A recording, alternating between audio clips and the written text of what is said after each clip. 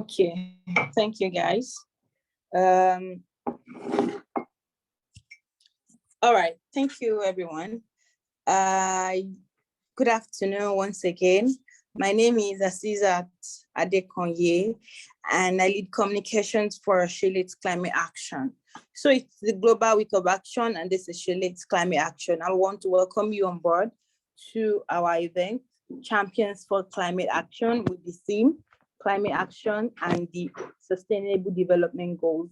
So what we do at Sheila's Climate Action campaign was founded in January 2021, and now as a full initiative on its own, we educate women and girls about the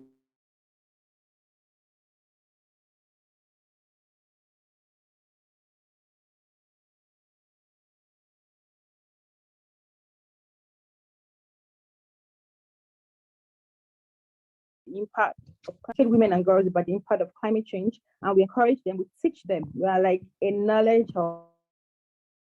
We teach them how to take climate action, starting from their communities. We teach them how to take climate action, starting from their communities. And it's a global week of action. We are joining millions of people all over the world, to act for the Sustainable Development Goals. We're just 8 years away from 2030, which we agreed that we're going to achieve all these goals by 2030, and we're just 8 years just before that time. And what we want to do is to ensure that we carry everyone along in the process. Young people, women, children, market women, artisans, non-governmental organizations, everyone, we want to carry everyone along. And it is necessary for us to drive these conversations so that we can share with people, we can share with government office, public office holders, we share with people all over the world and all over the globe that this is our own way of contributing to the Sustainable Development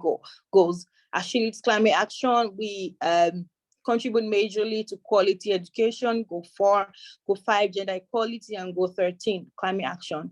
But in today's conversation, we have seasoned panelists who are going to be speaking on our theme, because we are talking about climate action. And what we want to discuss basically is how climate action is interconnected with the rest of the Sustainable Development Goals. We want to speak of how climate action is related with all the Sustainable Development Goals. We want to talk about how climate action can enable us to achieve the rest of the Sustainable Development Goals. And today we are so glad to have everyone here. So quickly, I'm going to be reading the bios of our panelists on this call today. I can see them on the call. So welcome, sirs, and welcome, Ma. So I'm going to be reading their bios out now before we go into the panel session proper.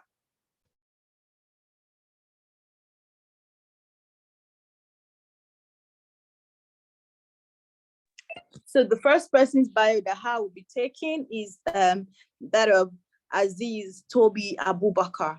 Azeez Tobi is a sustainability project manager, is a global shaper and 2021-2022 Global Citizen Fellow. Azeez Abubakar is a project manager, sustainability expert, and consultant who is passionate about sustainable development, innovation, and technology.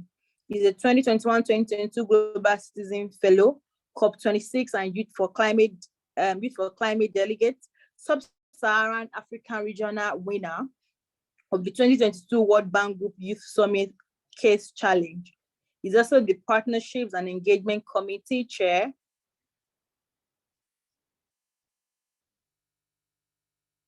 He's also the Partnerships and Engagement Committee Chair of the Commonwealth Youth Climate Change Network, CYCN, a World Economic Forum Global Shaper, a top innovator on Uplink, and a lead green associate. Is particularly driven to help the most affected communities facing the impact of climate change and extreme poverty. Ladies and gentlemen, please jam your hands together for Mr. Azeez Abubakar.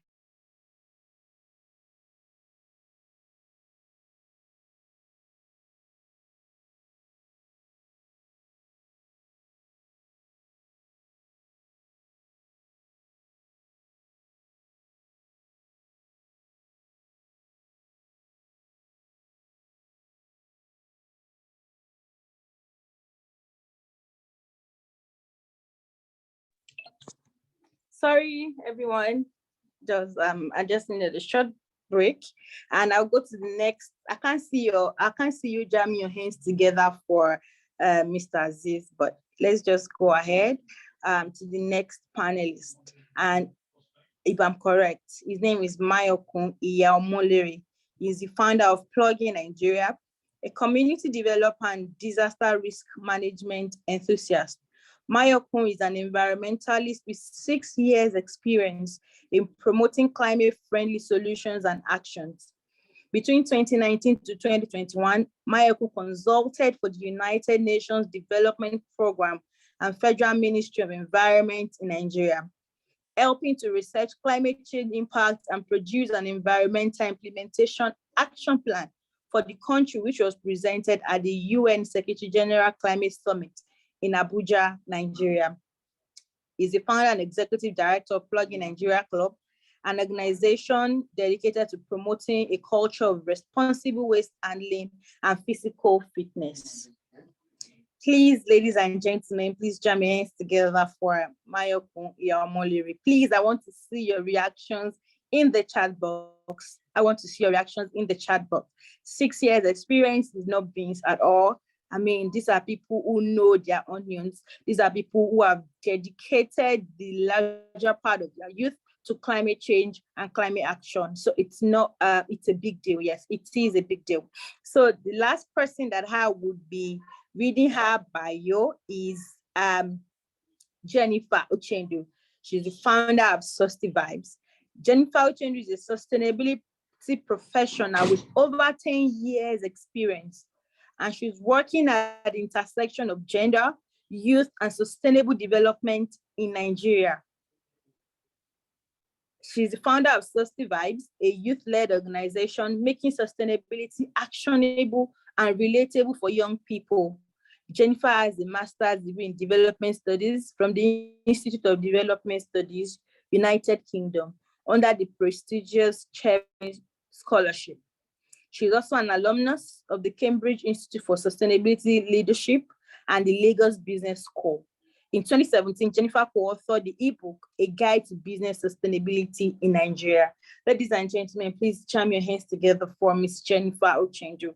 I mean, it's not easy, not even one bit, to be committed to creating solutions for 10 years. I mean, 10 years. And it's such a big deal to people like me, to people on this call. So please jam your hands together for them. We are so glad to have the three of them on this call. And I'm so sure that we're going to have robust perspectives. We are going to have insight that we've not had before. And I'm so excited to be here.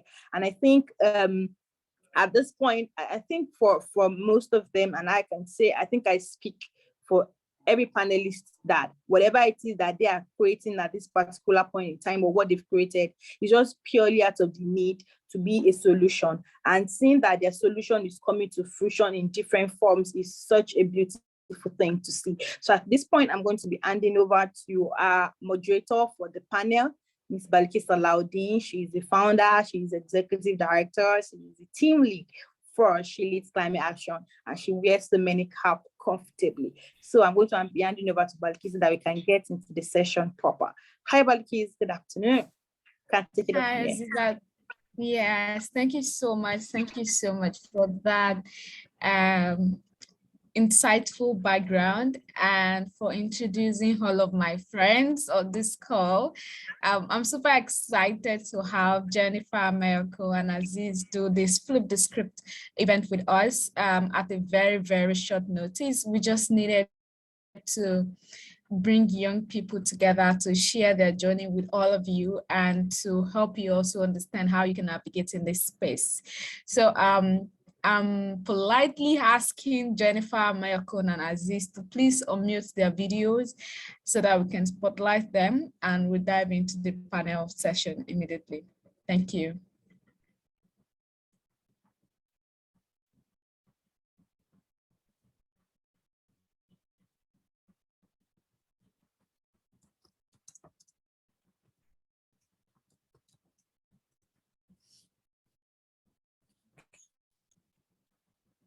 All right, good.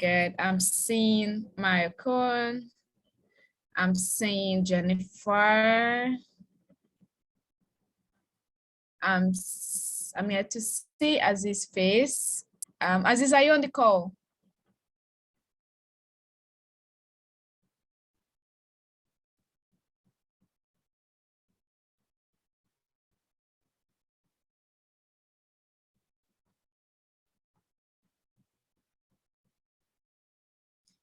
Azeez, are you on the call?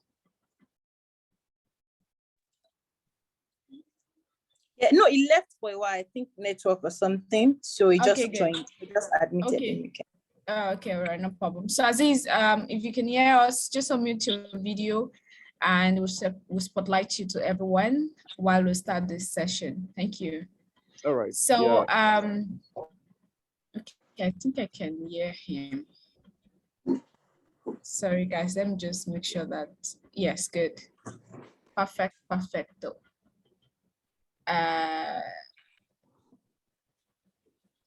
Okay, guys, yeah, so hi, Jennifer, hi, Mayokun, hi, Azeez. Before we go into the panel session, I want you guys to just 1 minute tell me how you're doing today. And yes, just tell me how you're doing today. Yeah, Mayokun, please go ahead. Okay, hi Baliqees, hi everyone. It's a pleasure to be on the call. Jennifer and Azeez, special greetings.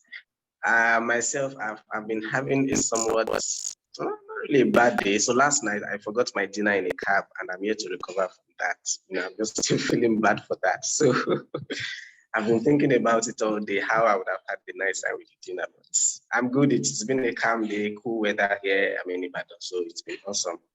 Thank you. Nice. I'm so sorry you forgot your dinner in the cab. Oh my God. That's like the worst thing I've heard this month.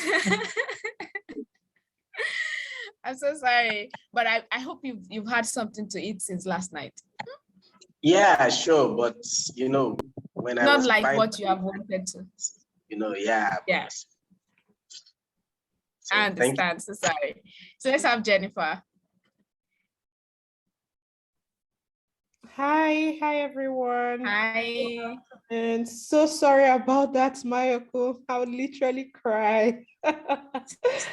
Oh my God. Yeah, I'm fine. Very easy Saturday. I'm doing a lot of laundry, trying to declutter my space. Yeah, it's been easy. There's been lots of events, climate change, SDG, but I try to take today a bit off. Just happy to be doing this and another engagement later this evening. So yeah, it's been an easy day. Thank you. Yeah, good. Thank you so much. I just want to appreciate you guys for agreeing to do this on a very short notice. I mean, it means a lot to me and the team. Like, it's a big deal. Thank you so much. Azeez, you want to share how your Saturday is? How is New York? Hi guys. My Saturday is fine. This morning I've had bagel. Bagel is great. So yeah, I'm having a good one. Yeah, I'm having a good day. Good, nice. I'm happy we're all having like a good Saturday, except for probably for me too, because I was supposed to go for a very prominent wedding today, and we have this event, and I realized that if I'm at that wedding, I would not be able to attend to this. So I just decided to sit back at home and just wait till 3 o'clock. So I'm supposed to be at a party right now. Oh, I'm there, right? But yes, we're here. So yes, let's go right into our questions. So as you know, this is like the Global Week of Action, right? Ending tomorrow. And I'm going to be flipping all of the questions that you have, meaning that at every point in time when you guys speak, I might have some interconnected questions that would come out of what you're saying, probably to another person. And to our amazing audience, if you have questions, please feel free to use the chat box and would attend to all of your questions. So number one question I'm going to be asking is, there's this thing that they say that, oh my God, what's it about climate action? The buzz is too much. I mean, the buzz is too much. Like, what is it about climate action? What's the big deal? Why is it that a lot of people are now getting involved in it and stuff? So I'd like to start from Jennifer. What do you think? Do you think we have too much buzz around climate action, or do you think we even have less? Yeah. That's an interesting question. I don't know if you've noticed, and some people have noticed, we've kind of changed the vocabulary of climate change to even use words like climate crisis. So we're in times where scientists and nature, the news, everything we're seeing all around us is pointing us towards a catastrophic end. And, it's frightening in itself. So I don't think the buzz is too much. I think we need to, come to that point where we transform the buzz to action. So more and more people talking about it, but also doing stuff about it, not just talking about the problems and all the scary things happening, but that buzz needs to, be transformative in itself and inspiring. Definitely, we need more buzz. We need more people to know about, climate change, know about the ways it's impacting their lives. A lot of people don't know, when you have engagements with people, it's not until you tie it into maybe food insecurity, sea level rise, that they begin to connect the dots and see this is exactly what's happening. And this is, way more serious than just weather as we, used to think before now. So definitely we need more and more buzz, but buzz that is intentional, buzz that is directed towards participation and concrete action. Thank you. Yes, I mean, I couldn't agree more. Mayokun, do you want to add to that? Yeah, I think Jennifer made a very solid point in answering the question. There's so much buzz. We need more buzz, but all of the buzz or buzzes need to be directed, and we actually have to, create the desired change with it. And I'm happy that we have so much buzz about it. I have a clique of friends where everything that happens, every of our negative experiences, we tend to blame it on climate change. And still talking about my dinner last night, I told one of my guys, I said I should blame it on climate change. I mean, it's a joke we make, and but it just shows that we have quite a couple of young persons that are getting to learn about it because they are seeing it in the news, they are hearing about it, seeing it on social media and all that. But again, like Jennifer said, all these buzzes need to be directed towards implementing change. Yes, thank you so much, guys. So I'll just, under the same question, right? I just realized that, when we talk about the buzz of climate change or even buzz of any news entirely, there is misinformation, right? So how do you connect the buzz with information overload and misinformation, in the climate space? Jennifer. Please, can you say that question again? So, when you say buzz, it means there's like overloaded content, information flowing around, right? So how do we manage it, when it comes to overloaded information about climate change or climate action and misinformation about these two things? Well, that's a very good question. And I don't know if I've been doing a lot of work on climate emotions, climate and mental health. So it's very much in line with this, the fact that sometimes there's so much information about the doom and very less on the solutions, very less on what, people are doing. People are organizing every part of the world, trying to do their bits, in ways to adapt towards climate action. Is there risks, when there's so much of everything and, it's like a catchphrase, trendy, every other week a journalist is reaching out to me to say something about climate change. I think we owe it as climate activists and people who are enthusiasts to learn about climate change, learn about the science, learn about the political, roots and the critical theory when it comes to climate change and what that means for your country and your community, where you stand, in the geographical and political context of climate change. And when we are armed with that knowledge, we ourselves can be advocates. We can, support people who have misinformation, support climate deniers and people who, don't think it's real, who are unsure. We owe it to ourselves to be armed with the information. On the other hand, we also owe it to ourselves to support the media with balanced stories. So when we do something, when we take action, put it on Twitter, put it on social media, there need to be more and more positive stories. We see an overwhelm with climate disasters, climate crisis all of the things which are wrong, that is mostly always pushed out. But rarely do we see innovations that young people are, coming up with, different countries finding ways to adapt, nature-based solutions that are coming out. So things are happening, really positive things are happening, but we need a balance and we need more of those positive things. But how do you inspire action if there is always, the negative side of the story being pushed out all the time? In my work with climate emotions, I'm seeing that while we need space to talk about how scary, how sad and fearful climate change can be, we also need that space to talk about what action looks like, what does courage look like. And it looks like this webinar, it looks like people spending time on a Saturday afternoon, coming to learn about climate change, coming to, tap into this body of knowledge as young people. This is what action looks like. This is what support and progress look like. So we need to encourage more and more of this. Thank you. Yes, thank you so much, Jennifer. I couldn't agree more. I'm a graduate of mass communication, and I understand the effect of overloaded information and misinformation.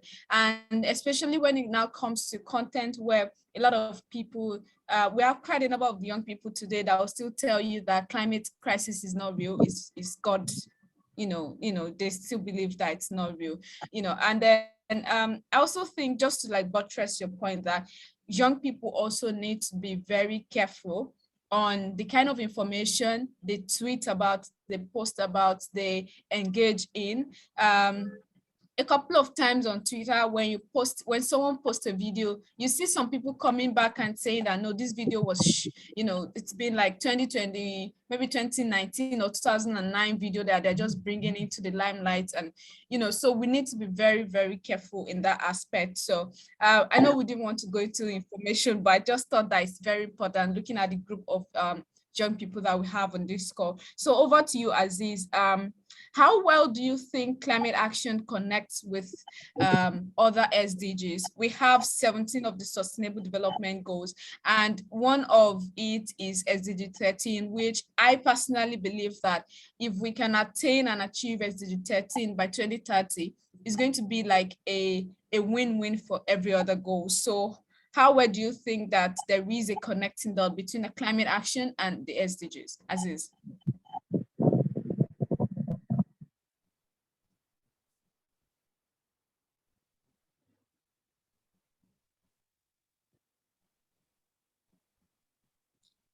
Azeez, we can't hear you. I can see that you've unmuted your mic, but we can't hear you.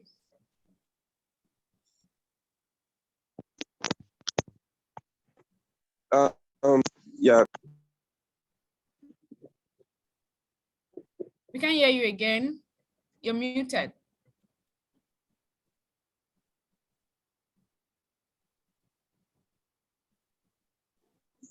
Hello?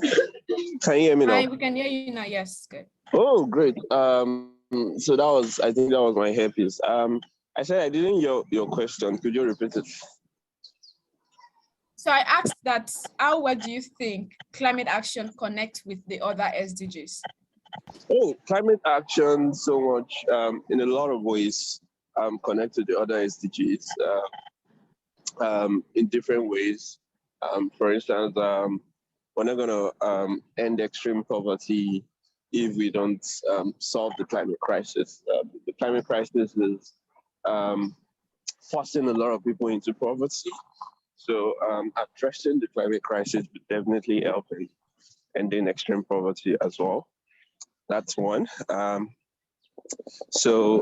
SDGs like inclusion, gender equality, infrastructure, sustainable cities, sustainable energy.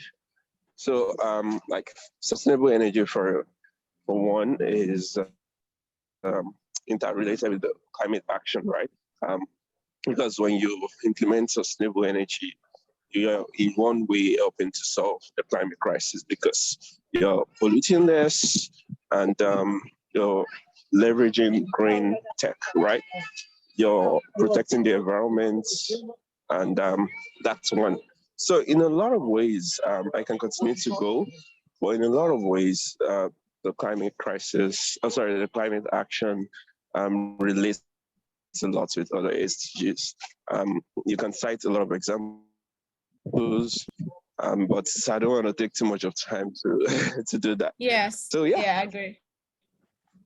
I agree, and I also agree that if we're talking about quality education, you have to achieve climate action. You know, sometimes when you speak to, I don't know if Mayokun, Jennifer, if you guys have had this experience, Azeez, when you speak to some activists that are not into climate action, but they are into other SDGs, and you're trying to let them know that, guys, we need to take care of climate action, right? And it will go a long way in solving that SDG, maybe quality education, zero hunger, no poverty.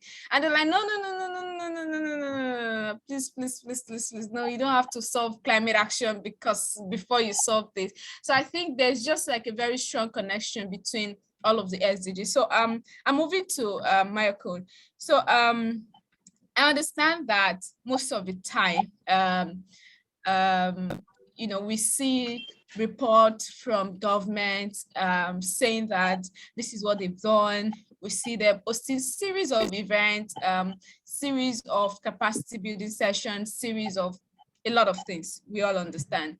So can you say that to some extent in the Nigeria context that we have achieved a level of climate action in Nigeria?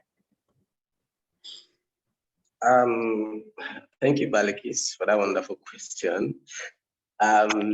Well, like we started this conversation, we have been able to create a lot of buzz around climate action. I think that's the biggest win, and that we have been able to educate a lot of young persons who would eventually go on to become leaders and, you know, take over the reins of leadership in the country. So many of these people are now climate conscious, or at least they have heard about climate change. They know, they have a basic understanding of what it means. So honestly, in Nigeria, I think it's our biggest winner has been the consciousness that we have been able to spread around. And again, I would not readily attribute most of this consciousness that we are spreading around to the government. I would attribute it to private actors, organizations like Susty Vibes that Jennifer runs, individuals, and individuals like you, Baliqees, Azeez, and a lot of other persons on this call I'm seeing, the efforts they make to educate other people about climate change and, you know, inform them about how they can take individual action. Because like many of the countries, we pledged last year that we are going to achieve net zero by 2060. I think we have renewed that pledge again this year. Our president has spoken, but there's a lot of meetings, there's a lot of conversations, but all of these are not really translating into actions that would really help us to say that we are winning against climate change. For example, I come from a coastal community in Ondo State, and we experienced firsthand in my community the impact of climate change. And, you know, sometimes when you talk about these things to some persons, it looks like something you read on the internet, you see in books, a Western phenomenon, or, you know, something that happens in some places and it does not get to some places. But, you know, like some of us know, it local people are usually most affected, and because they don't even know, they don't have resources and capability to adapt. So where I come from, we experience sea level rise, first class, 100%. You know, the ocean advances daily and inundates communities, swallows houses, kills people actually, you know, loss of lives and property. And all this conversation about climate change in Nigeria, all the meetings I have attended, all the dialogues and all that, I've not had anyone where a government or the government actually talks about that situation. Yes, we speak the big English, we are doing this, they are doing that and all that, but the solution, the action they are taking or they are talking about is not really showing in those communities. So on the part of the government, yes, the conversations are helping some persons to be conscious, but more thanks to private organizations and individuals or organizations leading action in this space. But the government, no, we are not making real progress. Yeah, and yeah, I mean, okay, so after asking you that question, I felt like I put you on the government spot. Mm-hmm. So Jennifer, do you want to add to what Mayokun said? So I'll just jump in to say, if we answer that question from a climate justice point of view, we realize that, Nigeria is in a position where we're in the global south, we've contributed less than 4% to global climate change, and we actually do need support from, the global north. And that's why calls for funding, the climate fund, loss and damage, all of those calls are very critical. Now, what happens when we do get the funding? And that comes to where, Mayokun's point is, have we already laid down the foundation? Do we already have that willingness, to move away from fossil fuel, to, really support climate technology and drive climate adaptation? The answer is a big no. We see a lot of clashing laws and policies. The NDC goes out, the net zero goes out, but there's plans to explore more oil, there's plans to flare more gas. So we see a lot of conflicting laws, and that's where I think a lot of efforts needs to, come in terms of how do we clean up our house? How do we look for low-hanging fruits? How do we find ways to merge ministries and other efforts together so we drive climate action across board? Because like you said in the earlier conversation, climate change impacts all SDGs one way or the other. It exacerbates, the risks for all. So we should at this stage be looking at mainstreaming climate action towards all our other efforts, looking at how climate change impacts unemployment, impacts education, and supporting, efforts towards that. A low-hanging fruit which doesn't need external support is, for example, with our curriculum, children should be learning about climate change more intentionally now. We're in 2022, they shouldn't just know about ozone layer and just that. They should know more about how does climate change happen, and those are low-hanging fruits that our governments can, immediately take action on, especially, with our education system. So that's what I think. But it's always good to balance the equation in terms of that you need money to do this, and that's that's the frank truth. But what can we do already, with our own political will, as it were, to support? Because we're already seeing the impact. We're already suffering from the climate crisis, so we need to also get our house in order immediately. Yeah, I agree with you guys. I agree with the point of advancing our advocacy, the point of adding a climate conversation and education into our curriculum. And I also think that it is very, very important that we have a proper accountability and tracking system. You will all be surprised that if we sit down with government today, they will tell you 1,001 things they've done about climate action, and you don't know. That's the fact. They will tell you point blank, this is what we have done, right? But are they doing it the right way? Are they engaging the right people? Are they doing it the sustainable way? Are they doing it to prevent, or they're just doing it? And then that brings me to my next question. I see that a lot of world leaders today, they now, a lot of attention now has been drawn to climate action. We can't overemphasize that, right? But we do not know if they are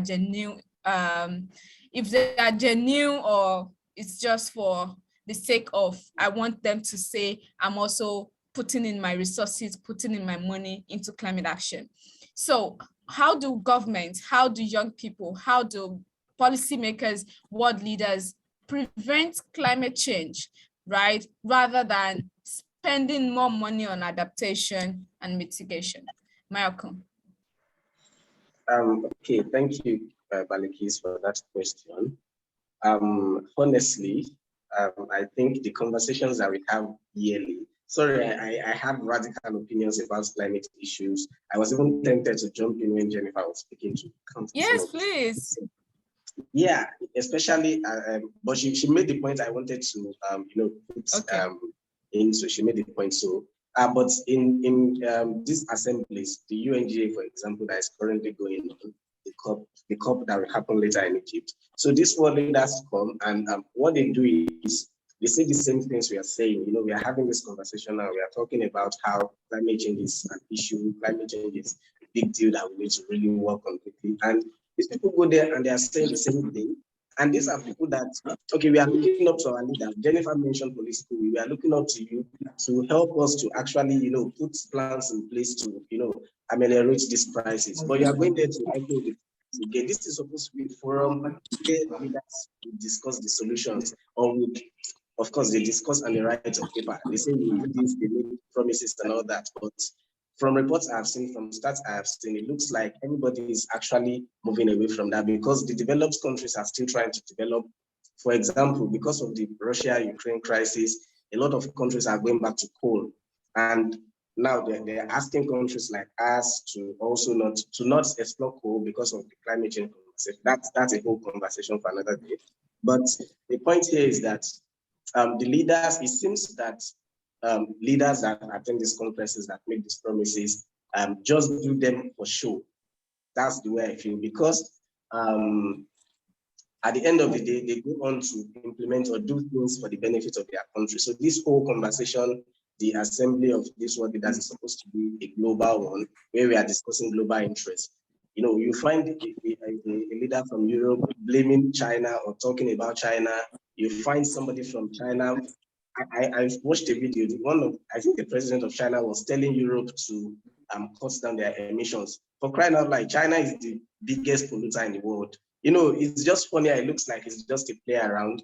So everybody has their national interests. That's the truth. And I think it is really hampering our commitment to really driving actions to prevent climate change. And now that's why a whole lot of the conversation is going towards adapting with it.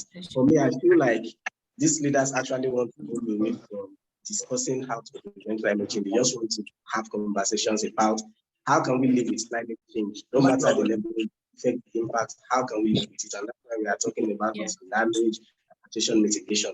So that's what I'm saying. So again, national interest is superseding the supposed global agenda, and it's making it difficult to actually work towards preventing the climate to continue to change radically as it is. I hope I answered it.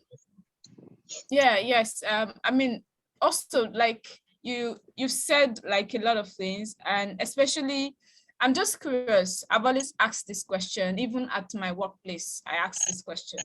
So every year we have series of climate events. I don't know, maybe I'm the one that is having anxiety of these events, but we have series of these events happening, and they are tagged lead up to COP. And then we're still going to have COP27. And all of the conversations we're having is all interconnected all around the world. So I don't know, what do you guys think about this event? Do you think we have too many events without result? Less events that probably would have given us more results? I mean, I'm throwing it to either of the two of you, Jennifer or Mayokun. Okay, I can just jump in to say it's in two ways, yeah.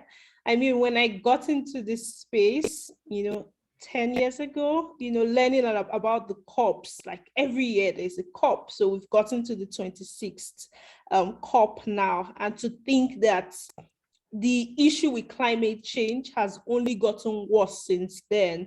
So it begs the question of why do people gather, to negotiate? Because that's what COP is about. It's not just about, having conversations. It's people negotiating, I would say, the right to live, the right for communities to be able to thrive. And it's very unfortunate. One thing I'm starting to see is that activists are becoming more vocal in these spaces and are starting to tell truth to power.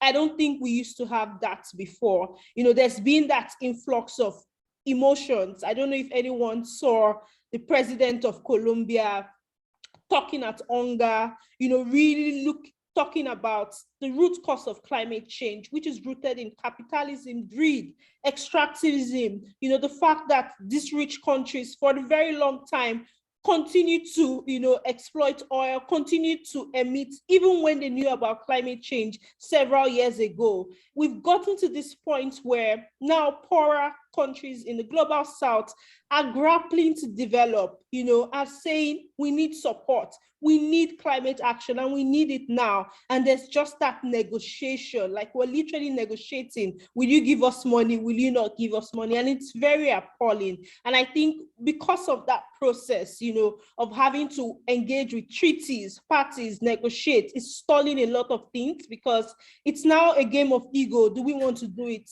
Does this make sense? And as Mayokun spoke about, it then becomes a national agenda thing. Does this make sense for our country? Whereas you have, people in Pakistan dying and being displaced. You have people in northern Nigeria being displaced and droughts, famine from the climate crisis. And more people will still suffer. More and more people will die from the crisis. And it's really unfortunate. But on the flip side, I see some spaces can be, places where young people, activists, really genuine, organizations come together and draw strength from each other. And I see that happening in, alternative COP spaces, other events where it's more NGO, non-profit led, more civil society led. People are talking about what can we do to support? How can we work together? How can we support government-led efforts? How can we teach our journalists more about climate change? So we need more about of those events where literally everyone is now coming together. Lawyers are looking at, climate change policies and laws. Businesses are transforming their CSR game to be more intentional. So we need spaces that inspire action in that way, so that we go out of those events feeling like, oh my God, this is really important, but I'm empowered. I have the agency to do something from where I am. So it's a two-way thing. We need less of the negotiations, less of the going round and round, and more spaces for transformational conversations. Thank you. Yes. Thank you so much, Jennifer. And you mentioned something about results. You mentioned a lot of things about gathering. And I like the fact that you use the word genuine, because that's like the word I use like almost every time when I'm talking to people. We need to start leading genuine action, right? We need to stop doing things because other people are doing it. A couple of times you will see a country at an event and you're like, why is this event important to your country, right? And then you realize that a lot of funds has gone into that trip. A lot of resources has gone into it, but just because we want to just travel, right? So you also said something about, my next question, right, is, how do we, you said something about solution. So how do we now drive solution out of all of this? You've mentioned agriculture, farming, food insecurity a couple of times, Jennifer. And, I know Mayokun is a disaster and risk enthusiast, and I am a farmer. I'm a practicing farmer. So I've seen firsthand effect of climate change, and I've felt it. We've had a lot of loss, and we are able to like bounce back because of the knowledge that we have in terms of climate smart agriculture.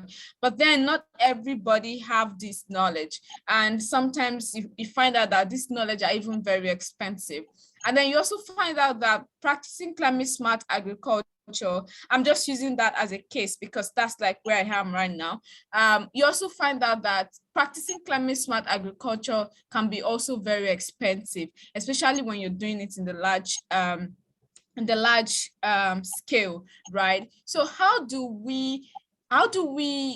we say to world leaders in terms of making these things easy, less expensive for people to use? When you talk about greenhouse, for example, you see some people telling you that to install a greenhouse is 60 million naira, maybe on an acre of land. To install a greenhouse is 6 million.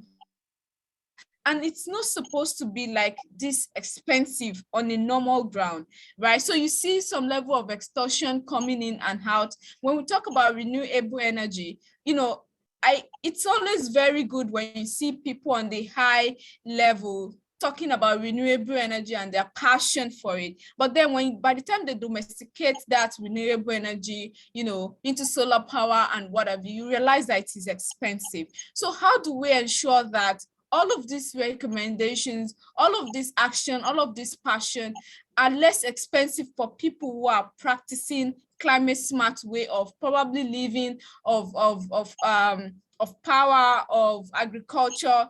I don't know. I just want you guys to like give like maybe like a 1-sentence statement on that. How do we ensure that climate smart way of living generally is not expensive, is not extorting, you know, for people?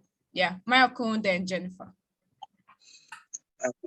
Thank you, Baliqees. My first statement would be that we should all be prepared, or we should all have the basic understanding that climate action is expensive. It is really expensive. And if we are really going to take climate action and meet all the targets we have set for the environment by different nations or globally, we have to be prepared to spend resources. So like you have mentioned, like the examples you gave in your farm, for example, you want to build a greenhouse, it's that expensive. You want to do this, it's very expensive. As an individual, you want to live sustainably, but you find out you have to actually spend more because you want to buy organic, you want to, you know. So this is, I think, from the global level, this is where conversations need to be pushed about how the funds that are being gathered. Jennifer has talked so much about fund and support coming from, you know, these countries, these bigger countries. Okay, I'll ask that question. I'll ask Jennifer a question about that later. But there's a 100 billion fund that, you know, the whole assembly, UNG and COP have been trying to raise for a couple of years now from the developed countries. And when these funds are raised, most likely they will go to the government. They will go directly to government, to, of course, you know, missions and all that. So as a custodian. But then we find out, like I mentioned earlier, that the people really driving most of the actions. Of course, the government is in the best position to drive this action at a very large scale, but there's no transparency. There's, you know, we have a lot of things going on in Nigeria. So if we could have systems whereby these funds go directly to people that are actually leading action, private organizations, farmers, non-governmental organizations, non-profit organizations, and even social enterprises, for-profit organizations that are sustainably teamed. So if there's a system we can build, or if there's a system that can be developed for some of these funds to go directly to them, I think it would really help them to subsidize how expensive, you know, incorporating climate action into their daily dealings or into their operations are. So that's one thing I've always thought about, and I've pushed that conversation in many spaces, but now the real deal is even raising the 100 billion before it starts to get distributed. So a dilemma. Yeah, thank you, Mayokun. Jennifer. Yeah, everything Mayokun said, and also recognizing the fact that we currently live in a capitalist system, so high growth world, so lots of production, consumerism, and sustainable economy or green economy is not the norm. It means that anyone dealing in that space is literally, you know, against the odds. It's not what people are used to. For example, if you're going to have to make an alternative to plastic, it's going to cost you a whole lot, because plastic is cheap, it's high in demand, it's convenient, it's easy, even though it's bad for the environment. So that is the reality. I would always say, you know, when we talk about green economy pushing climate action, people should start thinking of, you know, let it start from your mind in terms of what are alternatives that we can do, you know, what are low-hanging, you know, always the low-hanging first, you get, what are low-hanging things we can do? Because it's more about what drives demand and supply, right? So, you know, there are places in the world where young people, for example, would decide, we're not going to buy this product because it's bad for the environment. And you see literally the demand is reducing, the supply is reducing. That company is already thinking of ways to change their packaging, ways to be more environmentally friendly. So even us, you know, we have that power in terms of our buying choices at the very least, you know, asking what are things that are most important. I heard, for example, that, you know, a brewery company was considering selling one of their products in sachet, literally. So, you know, that's completely single-use plastic, but when they did a survey around, people just say that doesn't even make sense. We know that we're poor, but this is completely, you know, this is the lowest of the low. So those are some of the things I think we can do as young people, you know, in terms of our buying choices, in terms of the, since we know now, since we know the impact of some of these, you know, things, how can we start to, borrowing from your word, flip the script, you know, on what's popular and what is, you know, mainstream. And of course, climate change, climate action is very expensive, as Mayokun spoke about. We need that funding, we need that support, we need that, you know, we need that support to come that doesn't look like aid, you know. So a lot of monies will come around and they say it's aid to help and do this, to help and do that. But we need to look at it as this is literally something that's a climate justice problem that is also flipping to climate injustice, because people are having to die, people are having to, you know, have sicknesses that they shouldn't naturally have. So a lot more funding is needed in this space, but on our own end, you know, thinking more open-mindedly, optimistically of climate solutions. And I really encourage people to think a lot more on innovations. What can I do? What can I use with what I've studied in school, what I'm interested in? You know, there are people doing interfaith and climate change. You know, there are people doing climate law. There are people doing storytelling. Everyone, we need all hands on deck. We need to make this, you know, climate action cool, not just something for a couple of tree huggers and environmentalists. Everyone needs to get on board. Everyone needs to be talking about this. That way it becomes mainstream conversation and we start to see concrete action because it's what the people want. Thank you. Yes, thank you so much, Jennifer. I mean, accolades to you guys. And I mean, I wanted you guys to really make those statements so that we don't just talk into the challenges, but we're also talking into recommendations that are really sustainable. So I have just 2 more questions to go, because I was actually hoping that we'd do this for 1 hour, and we actually try to keep to time, but you know, climate conversation is always very broad. So guys, if you have questions for Jennifer and Mayokun, unfortunately we lost Azeez. Please drop your comment. You can also use the reaction button to raise your hand, and you can unmute and ask your question. So my second to the last question, Mayokun and Jennifer, to the 2 of you, what does climate action mean to you, and why did you start?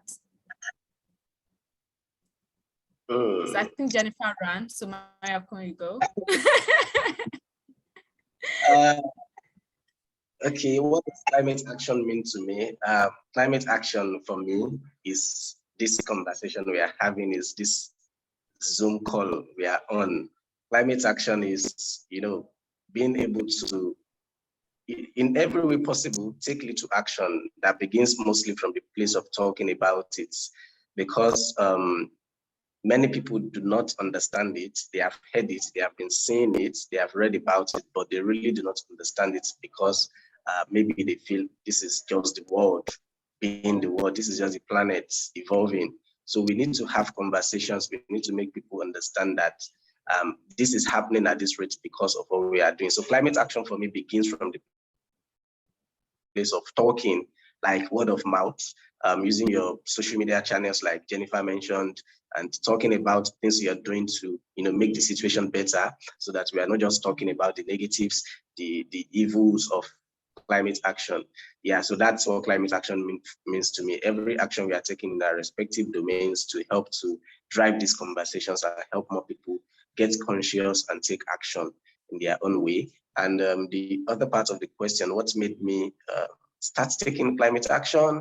I think I mentioned a bit of it earlier. Where I come from, we experienced climate change firsthand because of sea level rise, coastal flooding. Now, when Jennifer has mentioned twice on this call, and it's something that always hits me whenever we are having conversations about climate change, and I'm hearing people will die, people died, people, you know, it always hits me hard because I have seen people actually die as a result of climate change. So all of this stirred up my involvement, getting into the environment space, and, you know, trying to learn and understand what is actually happening, and seeing how we are contributing and all that. So my getting into leading climate action came from the problems that my people in Ilaji are experiencing firsthand, and it was born out of my desire to help to try to help find a solution to the crisis there. I've not been able to do as much as I want. I have done research, I have done stuff, I have made publications, I have made noise and all that, but I'm not seeing the desired result. But I know that a couple of persons have also seen the noise I have made, and that has also caused them to start making noise. And that is climate action. Thank you. Thank you so much, Michael. Thank you. Jennifer. Well, amazing. I mean, so interesting to hear about the story and your inspiration, Mayoko. Well done, and please do not give up. This is a marathon and not a sprint, so we have to just keep doing the work. What does climate action mean? I think it's anything that is progressive towards averting the crisis that we're going towards. So climate advocacy is climate action, climate mitigation, adaptation, technology, anything that's progressive, anything policy dialogue, people learning skills, people learning how to adapt, people learning more about environmental protection. That is climate action. The more climate smart or climate conscious people we have, the more our potential, to avert the crisis, to learn more and more ways to adapt and even mitigate as much as possible. Climate action is what we're doing here today, learning, taking out time to learn about, climate change from a youth perspective. So that's it for me. In terms of how I started in this space, it's such an interesting story. I've always been interested in environmental protection, but I wanted to be a doctor. So I've always been interested in, medicine and gynecologists. But somehow I found myself, doing biochemistry, learning more about, soil remediation and environmental health. And now I'm kind of focused on being a community organizer, working with young people, to advance advocacy, whether it's in climate action directly or broad environmental protection. So started a blog to do that, now running Susty Vibes, as a platform for young people to engage and drive community-led action. So it's been full circle. Also done, sustainability on a professional level, as like a sustainability professional, doing a lot of work around CSR and ESG. So it's just now my life, doing sustainability in different angles. Thank you. Thank you so much, guys. Can we just do some accolades on the chat? I mean, look at these guys. They're young, vibrant, and committed. So I think from what Mayokun and Jennifer had said, I'll just say that today is not the day to share my own story. However, today is the day to tell you that no matter the little action you're taking, just keep on with it. No matter the result you're getting, just keep doing your thing. And I always tell people that you don't need cumbersome form of action. You don't need something too complicated, something too expensive. We have established the fact that climate action is actually very mentally draining and expensive. However, there are ways that you can go about it. So I want you guys to explore all of these ways. I want you guys to not say, well, because Jennifer already has 10 years of experience, she's not able to travel around the world. Oh, Mayokun was selected Mandela Washington Fellow. I want to get to that level. You would get there by process, right? So I want us to take these steps one after the other. And I also want us to use our digital space. I want us to leverage on it. All of us here on this call, we are on one or two social media platforms. We can use this platform to tell our stories. We can use this platform to drive action. And you also be surprised that a lot of people that you think are not watching are actually watching you. They just don't want to disturb your journey. So just keep doing what you're doing. Keep amplifying your action, regardless of the support system that you have or you don't have. We would continue to drive conversations like this to upskill you and help you have more connection with people who are already in this space. So thank you so much, Jennifer and Mayokun. Do we have any questions? Do we have any questions? Any question, you can raise your hand, you can use the chat box. Any questions for Jennifer? And you're free to ask them any question now. Okay, I can see Elizabeth. Okay, Elizabeth, I've asked you to unmute. Okay, good evening. Good evening, everybody. Can you hear me? Yes, very well.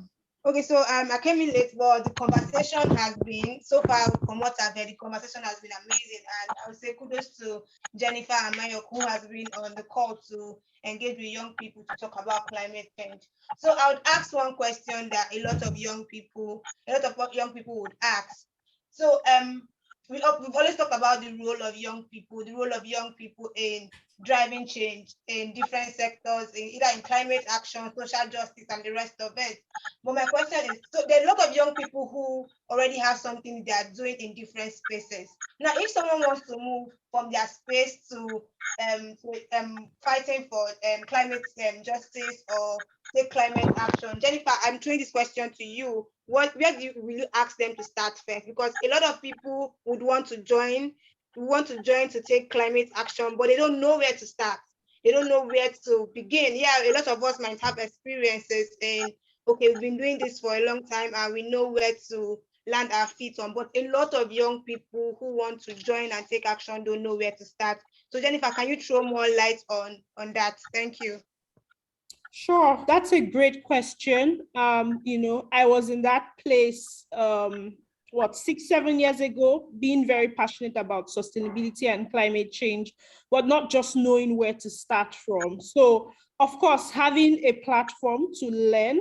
I've been involved in several community, led work, finding people that are doing this work and volunteering. A lot of young people don't like to start with volunteering. They want to be the boss of them, start up something on their own. But I really feel that together we can do so much more. So consider volunteering for organizations, people who already have platforms, who work together in groups. There are several of them, coming up now within Nigeria. And I'm so, excited because we didn't have that, 6-5 years ago. So a lot of organizations are coming up. Look for them, find out about their mission and vision, find something that, aligns with what you're interested in. It can be a short-term, medium plan, but at least in that community, you get to learn about processes, you get to learn about how volunteering works, how networks are built, how people, you literally learn about starting up projects, failing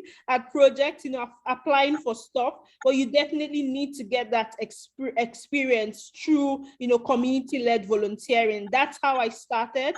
That has been what, has sustained me even till now, volunteering and supporting organizations doing work, because that way your input as an individual fits in with hundreds, thousands of other young people, and together you can do so much more. So that's my 2 cents on that. So look for organizations that are doing something similar to what you're interested in, volunteer, support their work, come out when they're doing something.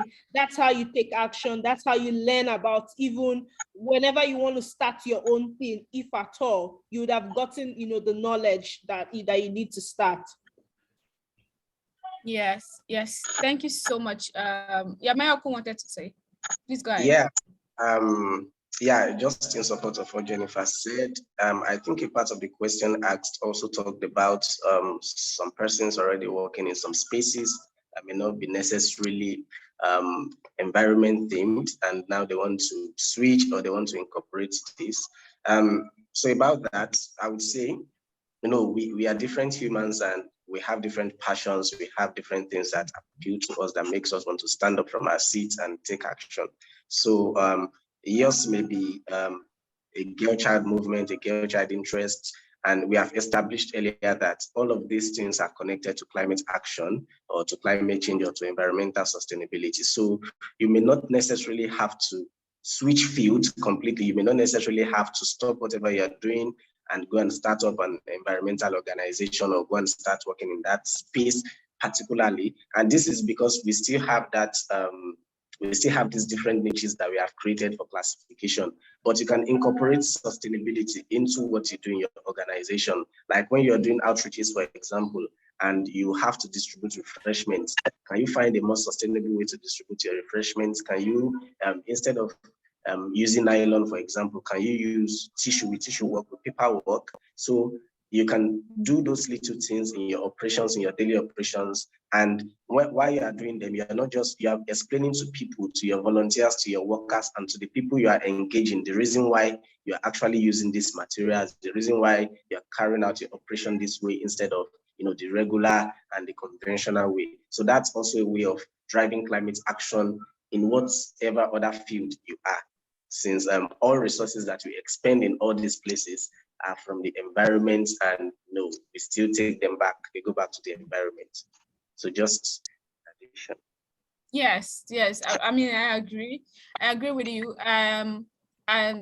Some people would say that, oh, Baliqees, you're into climate action, you're also into gender equality. How do you connect the dot? I mean, it's not far-fetched, right? Especially, for example, let's talk about period poverty. Period poverty is like a key challenge for us in fighting climate crisis. And when you talk about period poverty, also you talk about gender equality. So you just need to sit down, understand all of these SDGs and see how they are connected. And even in your own real life situation, by the time you start thinking about it, oh, I wanted to go out today, I could not go out because there was traffic. What caused traffic? Flood, erosion. That's climate change. So we just need to understand all of this connected dot. So let's have Samson Oladapo. Samson, please unmute your mic. Hello, good evening, everyone. Good evening, Samson. I'm excited to be here. Good evening to panelists. Jennifer, good evening to Chief Bosa. I like your cap, sir. That's been your cap for me. So, don't mind me. So good evening, everyone. And to Jennifer, I would like to say this shortly.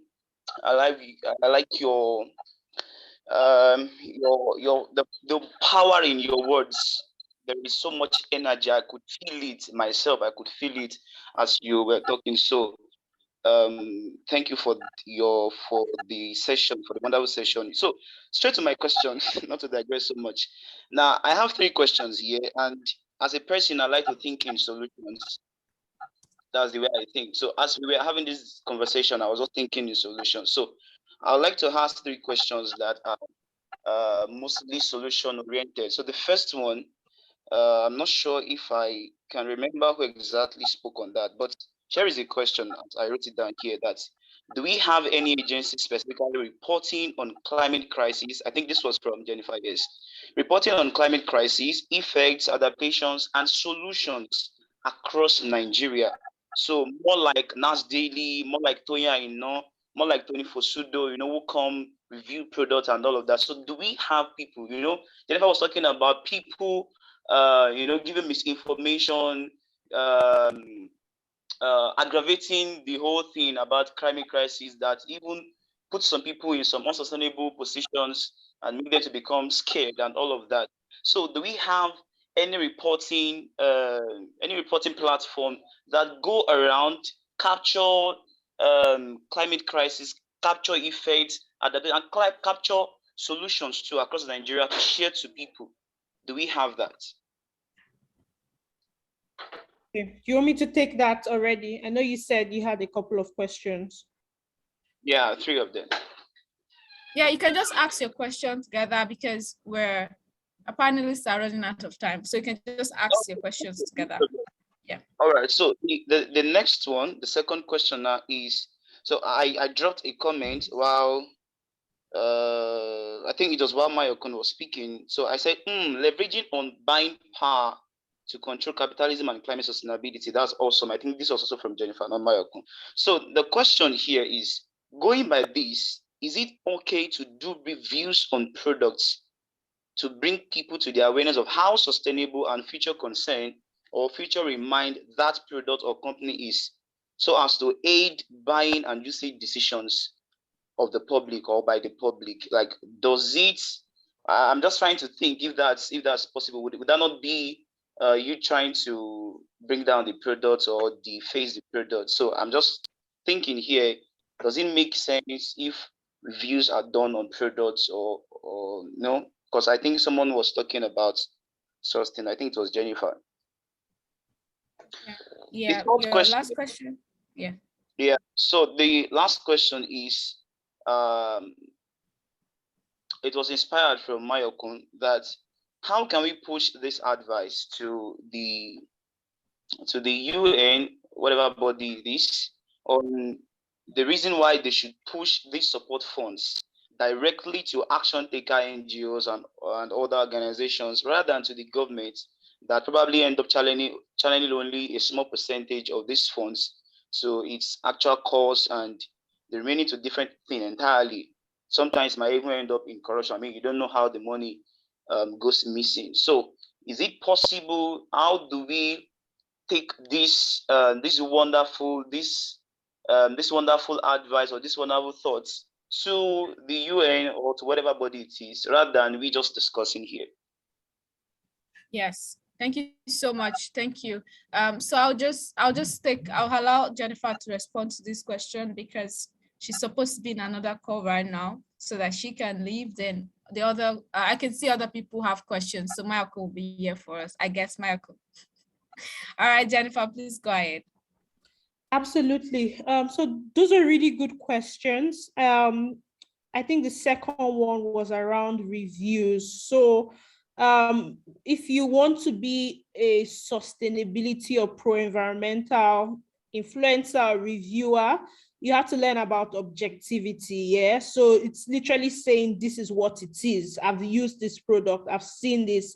This is what I've seen. So people who do that are not literally out to get the other organization, but you're literally just putting the information out there for people to make their choices after. So for example, people would go to a vegan restaurant, or a restaurant that says, oh, they're big on, sustainability, and just tell people how the experience was, where the waiters, immediately responsive, did you see someone maybe littering something as soon as they got out of the restaurant and nobody tried to stop them, stuff like that. So you're literally reporting what it is. So that's what a reviewer would do. And then you asked about if there are media organizations and people who are highlighting climate change. So I know a couple of them have now sprung up. We did a lot of that at Susty Vibes as well, in terms of telling sustainability stories and news, and especially what people are doing to solve, in terms of action. Top of my head, I know that I look forward to stories from Enviro News Nigeria, so you could also check them out. I've done some work with the Center for Investigative Journalism, and they've been doing a lot more work focused on climate change and sustainable development. So, I mean, the more you research, the more you would find, people who are looking to tell these stories. And climate change, as we talked about earlier on, it's becoming trendy. So a lot of people are jumping on it, wanting to tell more stories about it, wanting to find the Nigerian perspective. So I've worked with Bella Niger, different, even mainstream regular reporters to talk about climate change. So it's becoming conversations that people want to know about. So the more you look for it, the more you're in that space, you'll find people who constantly, talk about the issues.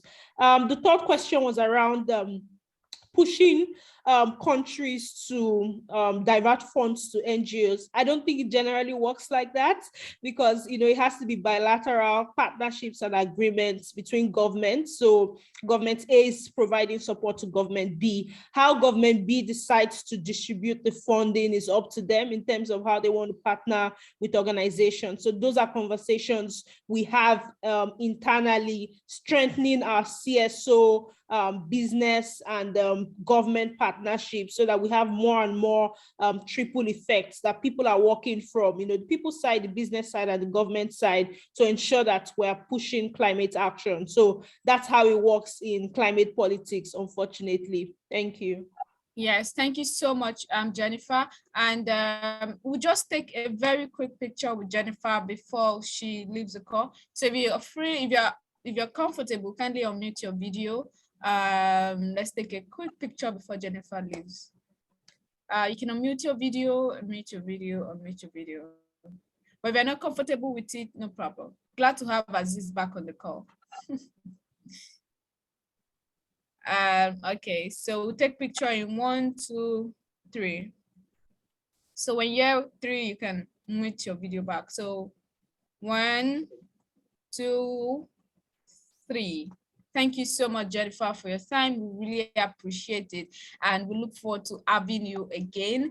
And we also look forward to doing a lot of stuff with you. I mean, she leads climate action and you're part of our journey. So yes, we look forward to bringing you aboard anytime soon. Thank you so much, Jennifer, and have a good evening. Thank you. Bye, everyone. Bye. All right, so now that we have Jennifer leave the call, I'll take questions from Comfort and Chukwuebuka. Please unmute your mic, Comfort.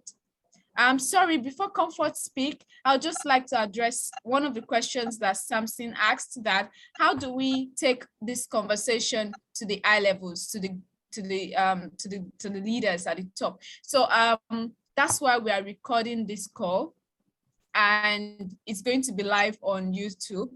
It's going to be live on YouTube, and anyone can jump on it. And we're also going to be having a press statement that will come out of this event today, so that it will be as our own recommendation, so that everyone that could not join this call can also be part of the conversation. So let's have Comfort. So, Baliqees, in addition to Yes. that, for Samson's second or first question, the one about do we have people monitoring all of these environmental crises and happenings? Yes, we actually have a lot of them, like Jennifer said, but we have the education sector in Nigeria, the academics. We do, because I took a master's in an environment course, and we do a lot of research where we report all of these, environmental happenings. But there's a disconnect between the research we do in Nigeria and actually turning them into action. All of us here that know about projects, give recommendations and all that, and most times they end up in bookshelves. So academic institutions that have environmental departments are a very rich source of information as regards the environmental crisis we are facing in different parts of Nigeria. Yes, I agree, Mayokun. And also to add to that, UNFCCC is actually a very, very rich website, and UNEP, they're actually very, very rich websites that you can also get content from, as well as United Nations Development Program. So they have a lot of reports, from field, like live reports that you can easily tap into on their website. So Comfort, sorry, let's have you now. Thank you.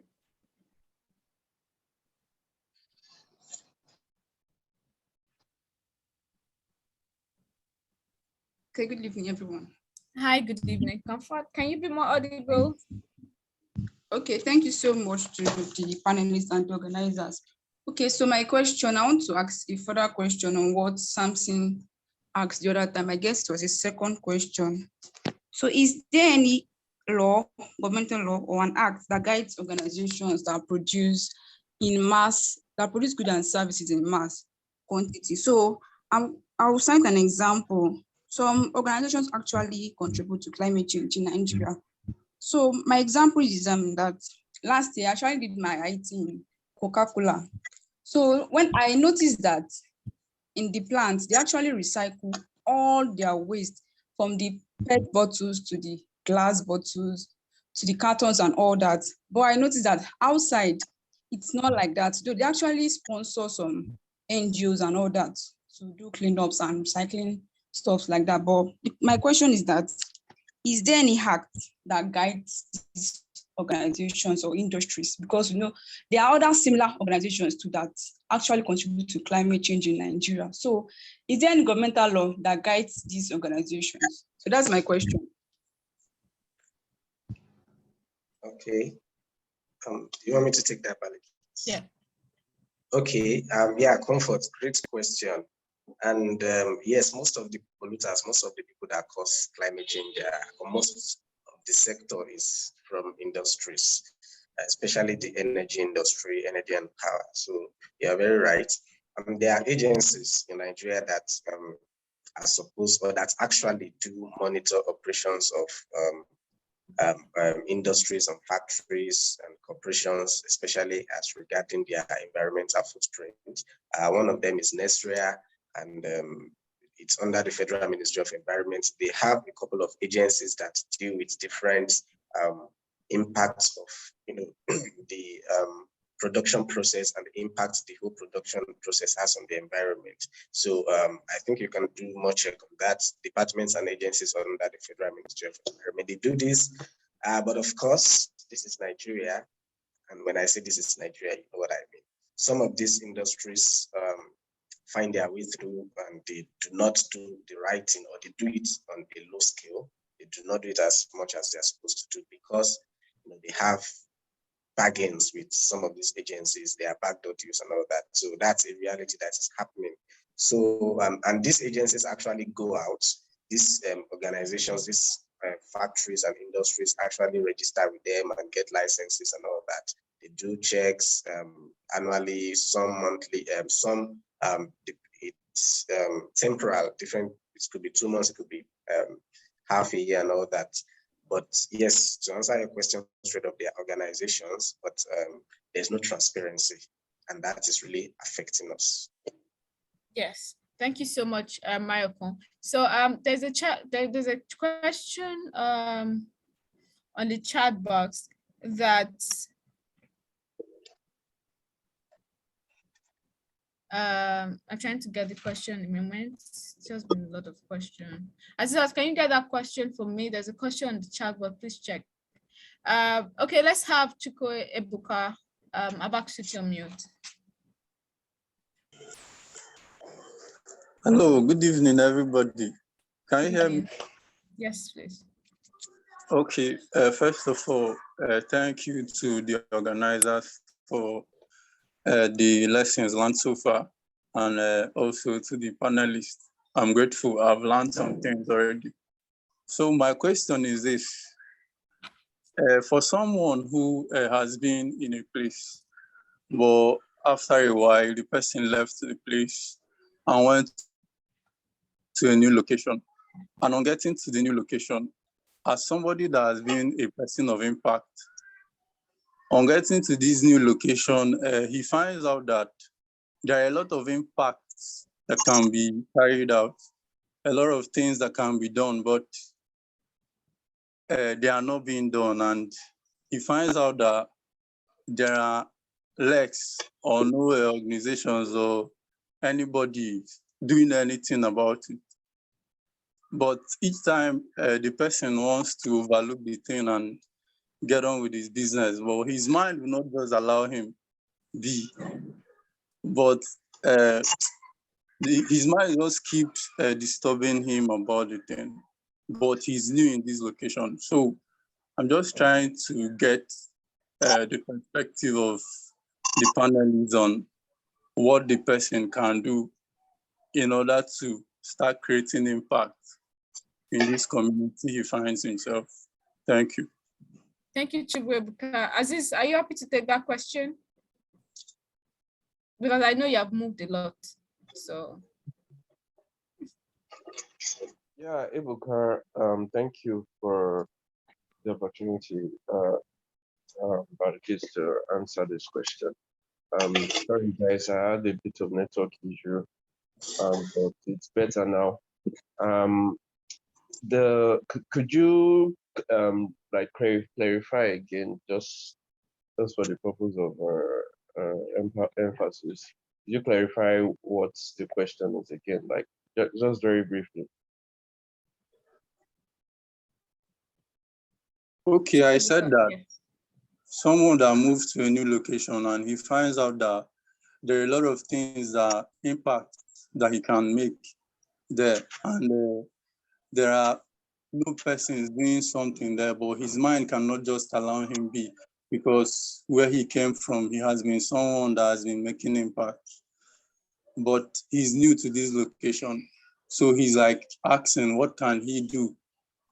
So that is the question.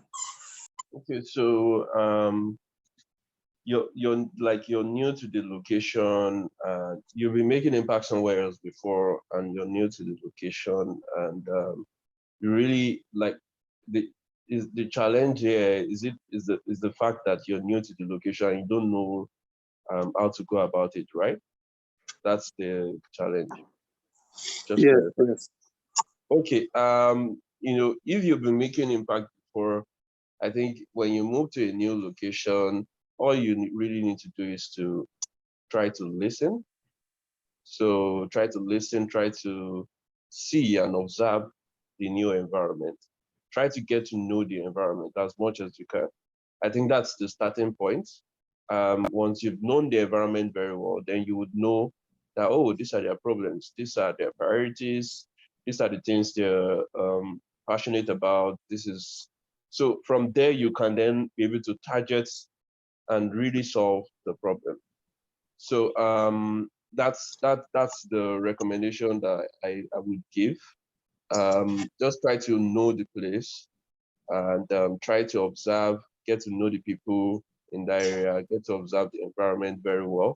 Once you have a very good knowledge of the environment, then from there you can just go ahead and try to solve, provide solutions that solve the problem, just like you have already in the other place that you come from. So I hope that helps. Yeah. Yeah, so Michael, do you want to add to what Azeez said? Yeah, thank you. Chooks, permit me to call you Chooks. That's a very great question, and I think I have been in that situation a couple of times, I think the first thing is that it takes a lot of courage to actually stand up, go out, and start taking action or start mobilizing people to take action. Most of us humans, we see things that we feel bad about, that takes our emotions the negative way, and we wish we could do something about it. And most times it just ends at wishing. I wish I could do something. Some of us even have beautiful solutions in our hearts or drafted on paper, but we oftentimes do not gather enough courage to go out there and actually lead this action or towards the desired change. So like Azeez said, in any situation, in any community you find yourself, especially as one who has been doing stuff before, being a person of impact, you need to really understand what the situation is in that community, what is going on, and be sure that you really understand the problem. Be sure that you are not thinking about the problem the same way you had in the previous community where you were, because some communities may look like they have similar problems, but the underlying reasons are different. So if you are able to understand that, I think a place that a point that is always easier to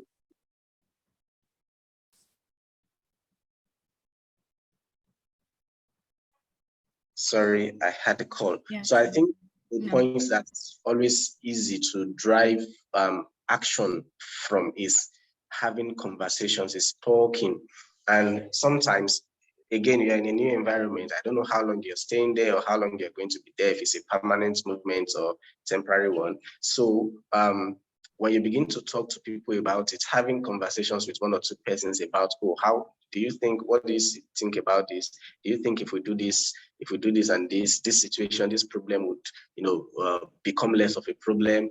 And so if you have that conversation with people, you also help them to understand that where I came from, we had this and I've been able to do. Sometimes you have to tell them that you are a person of impact. They have to know that you are in this field, in this social development space. And then you talk about it, and if you're able to talk and help to awaken those persons' consciousness and help to get them on, then you can begin to spread the word. Then get to the level of speaking with more people, speaking with leaders in the communities, mobilizing resources for effectual action to solve that problem. So I hope that also helps. Yeah, thank you so much, guys. Thank you. So we'll take the last question and I have it in the chat box. So Okeke Grace said, I feel inspired to continue. I do community climate change awareness and girl child education, and I have tough time teaching and convincing my audience in the rural communities about the reality of climate crisis.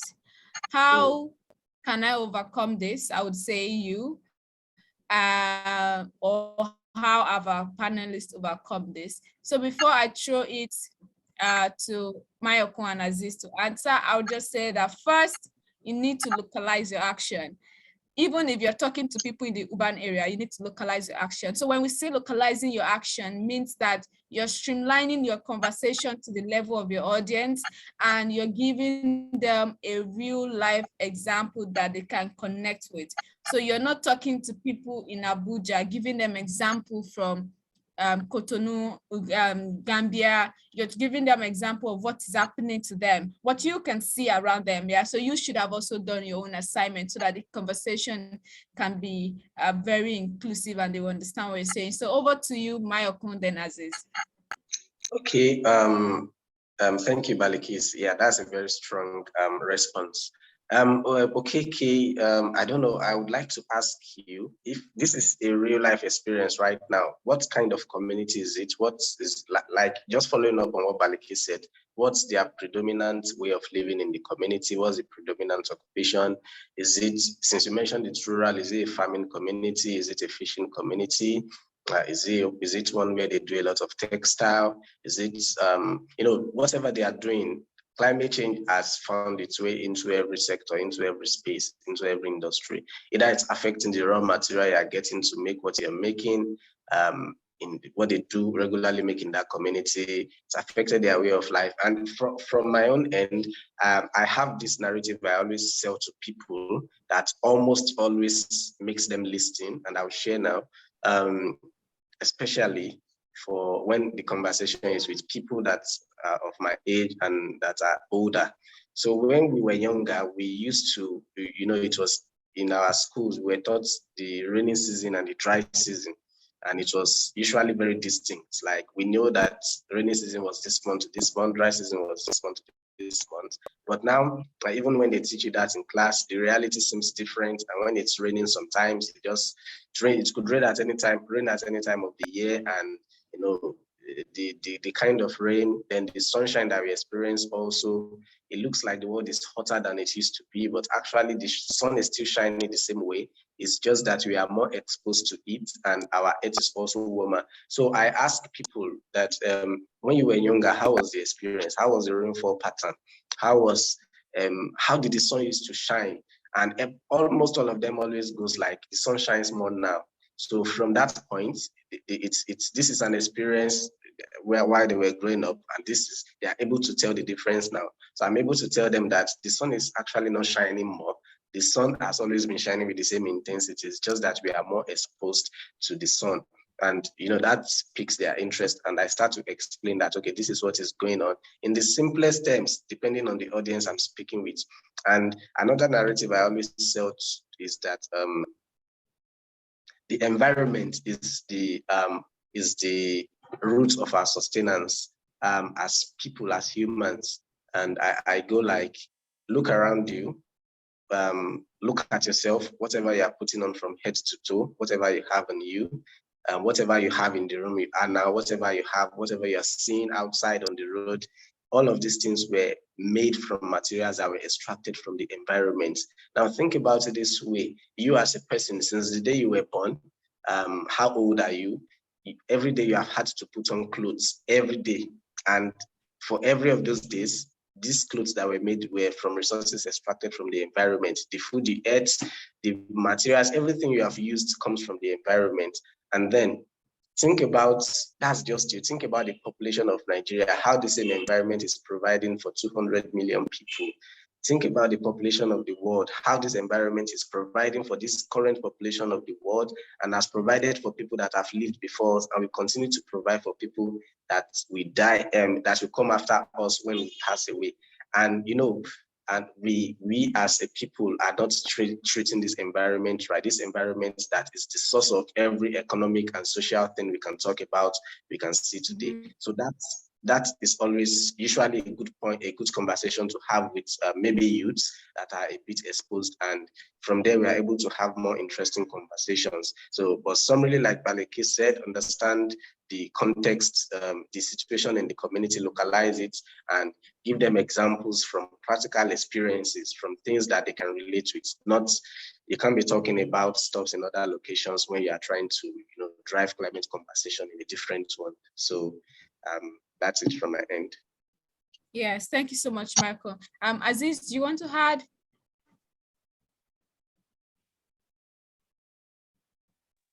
I think Mayokun has pretty much said everything about that. Like, it's pretty much touched on it pretty well. Just like you've mentioned, localization of your action is very key, and like bringing it down to and making it understandable is all you have to do, like making it very digestible for people to understand.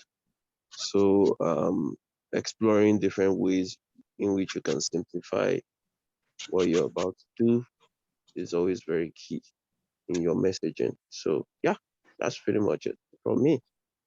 Yeah, thank you so much. So thank you everyone for your time, commitment.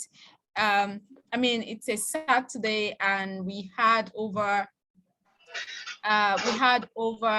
30 people joined. It's a lot for us, and we hope that we continue to drive more action, would continue to engage one another, would continue to embrace collaboration and not see ourselves in this space as competition, and would continue to support each other, you know, as we grow. So feel free if you would like to reach out. You can follow Plugin Nigeria, which is Mayokun's initiative. They are doing a lot of stuff, especially engaging undergrad students in the university and polytechnic and a couple of colleges in Nigeria.